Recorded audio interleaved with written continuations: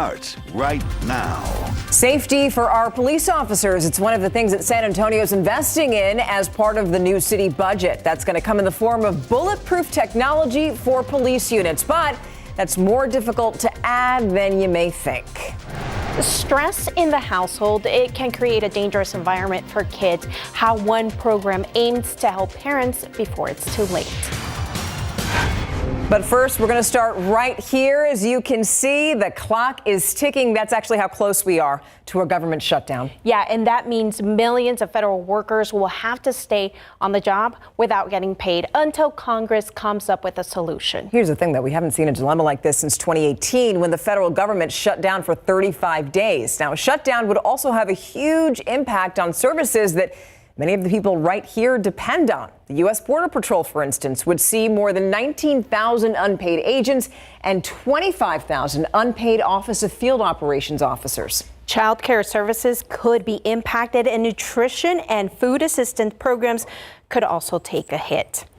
Now, Meals on Wheels San Antonio says it will continue serving the 4,000 seniors in our area, but money is still going to be tight. The federal government pays for a large chunk of the program, which covers buying food trays, and the gas that's used to help deliver the food. So let's go over to Capitol Hill. The two chambers of Congress are at an impasse. House Speaker Kevin McCarthy's last-ditch plan to keep the federal government temporarily open fell through. You could read more about it and the impending shutdown right now on KSAT.com. A budget line item for bulletproof protections of San Antonio's new city budget takes effect this week. The Night Team's Avery Everett breaks down how the budget is building more protection for SAPD officers. Layered up and covered in coating. Michael Wange says this glass is built for protection. You could shoot that panel 10, 15 times, it's not going through. It's covered in a bulletproof film, and it's technology that's showing up more and more across San Antonio. And there's a fear, people want to feel safe. A1 is working to install this bulletproof film onto these panels for SAPD at its St. Mary's location. But to get this film onto vehicles isn't so easy, and that's because of the shape. You're somewhat limited on a car as to the thickness of film that you can apply. The San Antonio city budget that's set to take effect this weekend will add the funding for more similar glass protection to SAPD vehicles. This year, the city will spend more than $200,000 to replace the windshields and side glass on 30 SWAT and street crime cars. And in the years to come, $1.5 million will be invested in bulletproof glass for patrol vehicles. It's effective, obviously, but it's also very expensive. This comes after a month that saw the shootings of several San Antonio police officers. We want our officers safe, absolutely.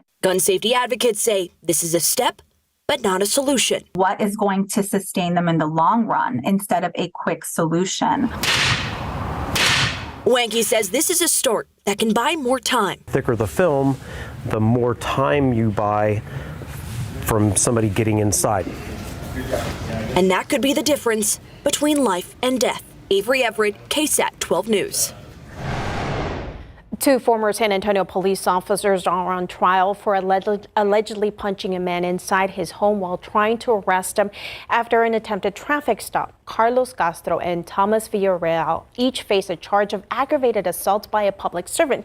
Now, police say Eric Wilson was speeding and failed to signal a turn. Now, when police confronted him in his driveway, although he later walked inside the home, Wilson took the stand today. I don't know what they wanted to do. It was baffling to me. I was kind of shocked that they was there. I didn't understand why they was there. Did anyone tell you you were under arrest? No. Did anyone tell you you were being detained? No. Did anyone tell you you had a traffic violation? No. Now, Castro and Villarreal's attorneys say the two officers both punched Wilson after making it inside, but it was only because he was not showing his hands. Both officers were fired over the incident, though they are appealing the decision. In other news now, the Texas Supreme Court is siding with former top deputies of Attorney General Ken Paxton to move forward with a lawsuit. The state's highest court rejected Paxton's request to dismiss that lawsuit. 4 people are suing the AG's office for wrongful termination and retaliation after reporting Paxton to the FBI. Now, if you remember, this comes just 2 weeks after Paxton was acquitted in his state Senate impeachment trial. So now the lawsuit is going to go to court in Travis County. In court today, a jury convicted Paul Donaldson of intoxication manslaughter in the death of Armando Ortiz. The verdict was handed down this afternoon. The jury found Donaldson guilty of driving the wrong way for 6 miles on I-35 near Walsham Road in 2017 and crashing into Ortiz. Donaldson has a previous conviction in Tarrant County. He could be sentenced to up to 99 years in prison. He'll learn his fate on November 6th. Well, family stress, domestic violence, and other crises can create a dangerous environment for children. But a question here, what if there was a temporary safe haven for children to stay while their parents and their guardians worked out their issues? San Antonio leaders are exploring the idea of creating a crisis nursery so that families can stay together.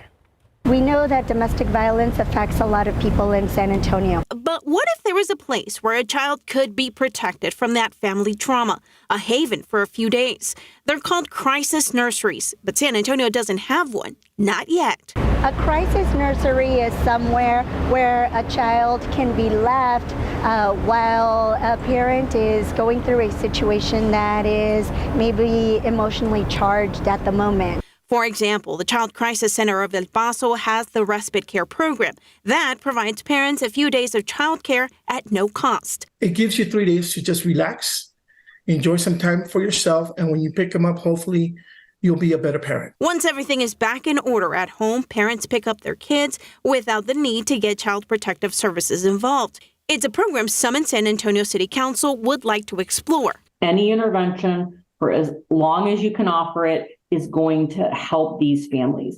Natalie Leek, CEO of the Providence House in Cleveland, runs one of the oldest crisis nurseries in the nation. If we can work to keep kids safe and work to keep the families together, overall, not only are the families and the children better off, our communities are better off. Their 30-bed campus serves over 300 children a year. She estimates they save the county around $10 million a year in foster care costs.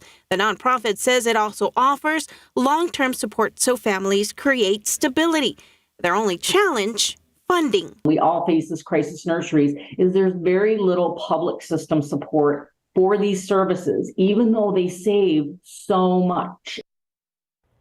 And the crisis nursery is different from a children's shelter because parents would voluntarily drop off or pick up their children once their crisis is over. Right now, council members Adriana Rocha Garcia and Manny Pelaez have asked the staff to do some research on whether this might be something San Antonio could establish. So now let's go to your Nightbeat news flash. A grand jury in Las Vegas has indicted the last living suspect in the 1996 killing of Tupac Shakur. Dwayne Davis is now charged with murder. Davis is the uncle of the suspected shooter and has long been linked to the case. He has admitted that he was in the car with his nephew when Shakur was killed in a drive-by shooting near the Las Vegas Strip. Longtime Senator Dianne Feinstein has died. The California Democrat was the longest-serving female senator in U.S. history. She was also the oldest current member at the time of her death. She took an extended absence from the Senate back in February when she was hospitalized with shingles. Feinstein was 90 years old. And that's a look at your Nightbeat news flash. Well, happening tomorrow, Mayor Ron Nirenberg will be at the new Civic Park at Hemisphere for a ribbon-cutting ceremony. After years of planning, the park finally opened today, with other areas of the park scheduled to be open next year.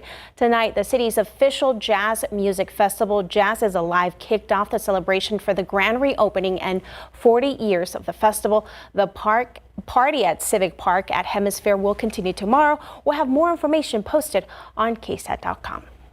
And you're going to want to listen to what Adam has to say about the forecast if you want to go tomorrow. Now, USAA has always valued its military members, and today, hundreds of employees found out what it's like to be in the military. The lives lost in Robb Elementary shooting have not been forgotten. A tradition honoring one of those victims will continue.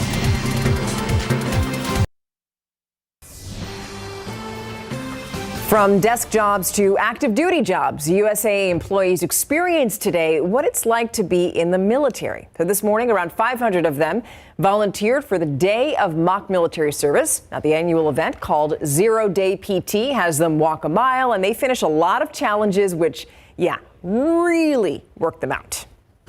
So at USAA, we're very focused on our members, and we want our employees to understand what it's like to serve so they can serve them better. So after they finished their training, each volunteer got dog tags. Everybody who took part in the event also raised money to prevent suicide among veterans. So a really nice cause. A 5K honoring Lexi Rubio, who died at Robb Elementary, will continue for the second year in a row. The second annual Lexi Legacy Run will take place on her birthday in October. A virtual run will go on starting Friday, October 20th through the 22nd. A community run in Uvalde will also be happening at 9 a.m. on October 21st. The money raised will go towards Lives Robbed, a nonprofit started by the family of 4 Uvalde victims, including the Rubios.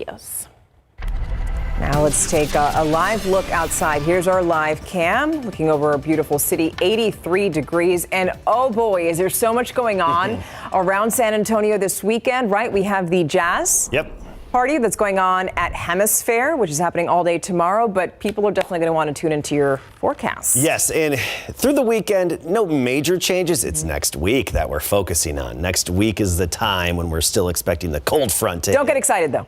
Not too excited, but you can get a little excited. A little giddy. You're excited.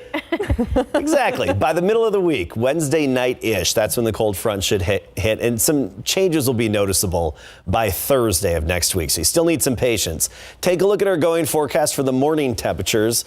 Looks like we'll dip back down into the 60s for a change by Thursday and Friday. Keep in mind the average low is 66. We've just been running so far above average for so long that you'll notice this change. We're not talking sweater weather here, okay? You're not gonna have to turn on the fireplace and get a fire going to stay warm. Not that kind of a cold front, just a noticeable change, the first one we've had.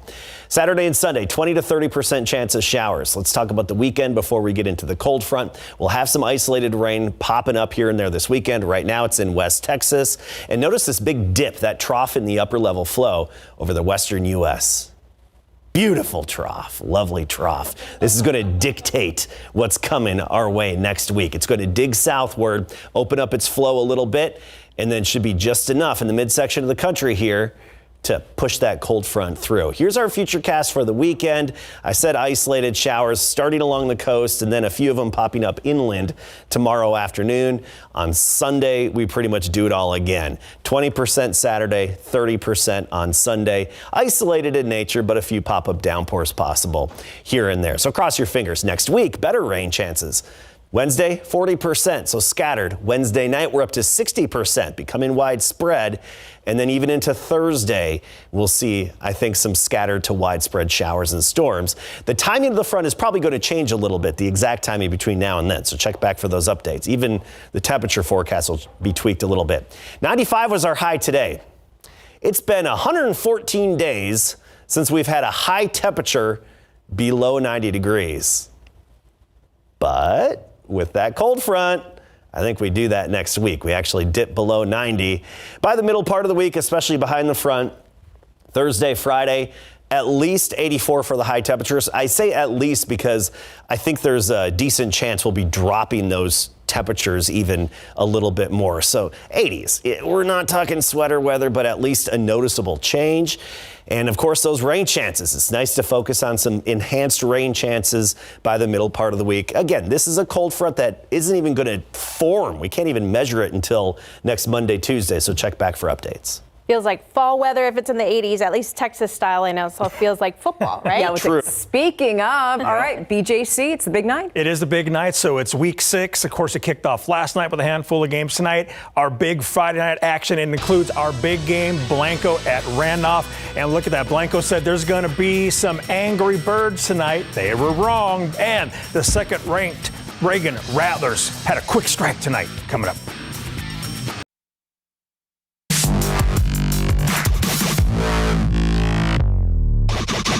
Welcome to Randolph versus Blanco. It's time for big game coverage. Y'all enjoy the game.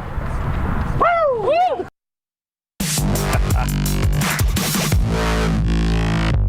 Thank you very much for that Rohawk introduction. It's week 6, and our big game this week featured the Blanco Panthers at the Randolph Rohawks, and Mickler Memorial Field was the site of this showdown. Fly, fight, win is the Rohawks motto, and they're looking to get a big win in this key District 13-3A D1 contest. Let's get to the highlights. All right, here we go. Here's the number 5 ranked Randolph Rohawks charging the field, looking to avenge their 10-7 loss to the Panthers last season. First quarter, Rohawks running back Cody Howard in the Wildcat, and he throws the ball to Deshaun Cobbins, who's wide open for a 3-yard touchdown catch, and the Rohawks lead this one 7-0. Late second quarter, now under the stadium lights, quarterback Colin Stuckey rolling out to his right. He stops and throws the ball to Cobbins for his second TD catch of the first half, and the Rohawks lead 14-0, your halftime score.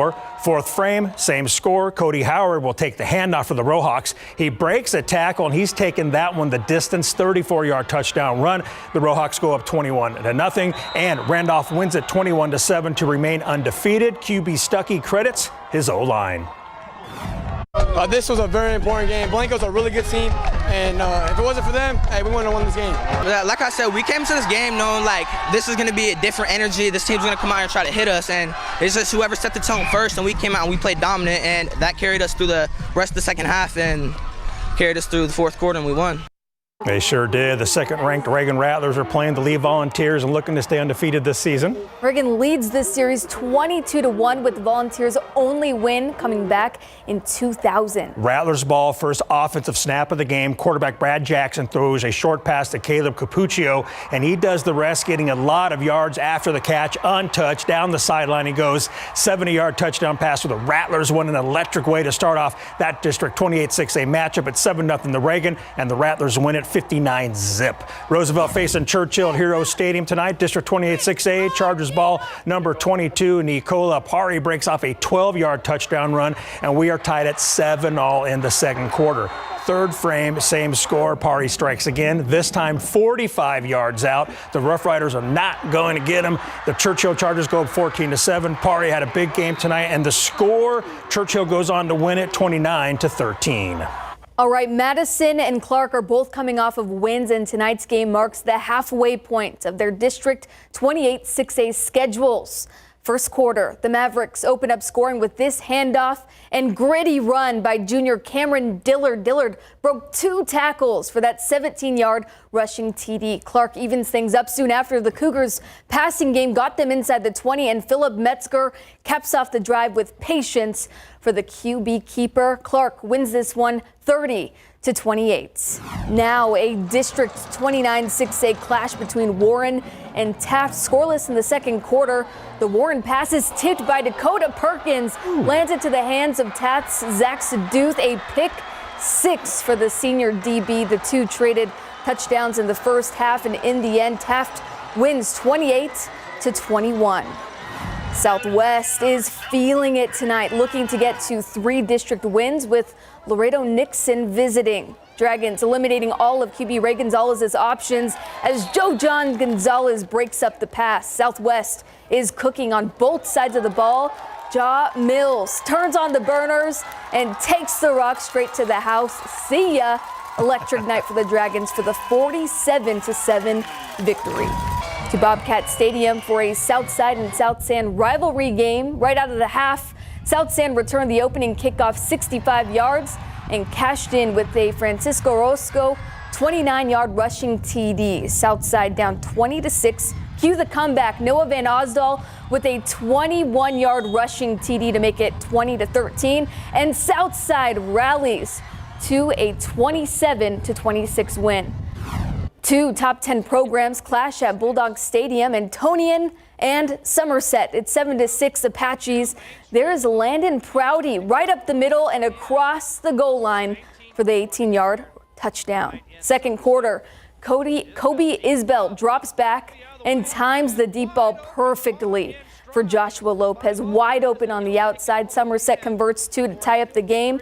And what a game this was. It ends 49 Antonian, 42 Somerset. Wow, it was homecoming for San Antonio Christian, and the good folks there certainly know how to throw a homecoming celebration with food and fun all around the stadium. The Lions were hosting the St. Joseph Academy Bloodhounds in a TAPS district contest. First quarter, Bloodhounds ball, opening drive, wide out. Claudio Torres gets the ball in the end around, and he's taking that baby 37 yards to the house, cruising in to make it 7-0 visitors. And San Antonio Christian comes back to take it 21-20. Check out this cool video of the moon overlooking the game tonight at Alamo Stadium between the Holy Cross Knights and YMLA Lions. Last play of the first half, Holy Cross QB Gibby Alvarado hits Daniel Perez at the 30-yard line, and Daniel does the rest, slicing, dicing, bobbing, and weaving his way into the end zone. 44-yard touchdown, toss and catch. Holy Cross led 20-0 at halftime, and the Knights win it by a final of 40-7. Let's go all the way out to Davenport, where the Wolves were hosting Divine for a non-district duel. Davenport defense got a goal line interception at the end of the first quarter, and the Wolves offense took full advantage, cutting right up the middle of the field as Mason Falcone, his 35-yard touchdown run to get the scoring going, as Davenport will go on to win 41-0. Still to come after the break, more scores and the big game coverage. Road trip stops in Pearsall, Charlotte, and Jourdanton, Mary for a neutral site game. But first, let's listen to the Alamo Heights High School Band. We'll be right back.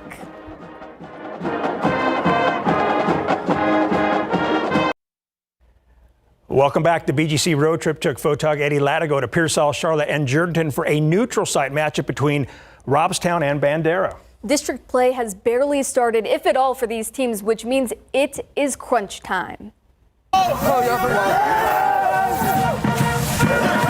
Stockdale spoiled Pearsall's 5-0 start to last season, and because of that, the Mavericks are out for revenge. But Stockdale is no easy task. There's Trent Gordon brought down just short, and Camden Deracote will try and sneak it in. It's fumbled, but the Brahmas recover, and they'll score. Both D'Hanis and Charlotte lost their district openers last week. D'Hanis QB Rain Redden takes a shot for the end zone right out of our highlights, and JJ Garcia is there to make the grab for a very nice play. The Bandera band was bumping during the Bulldogs matchup against Robstown in Jourdanton.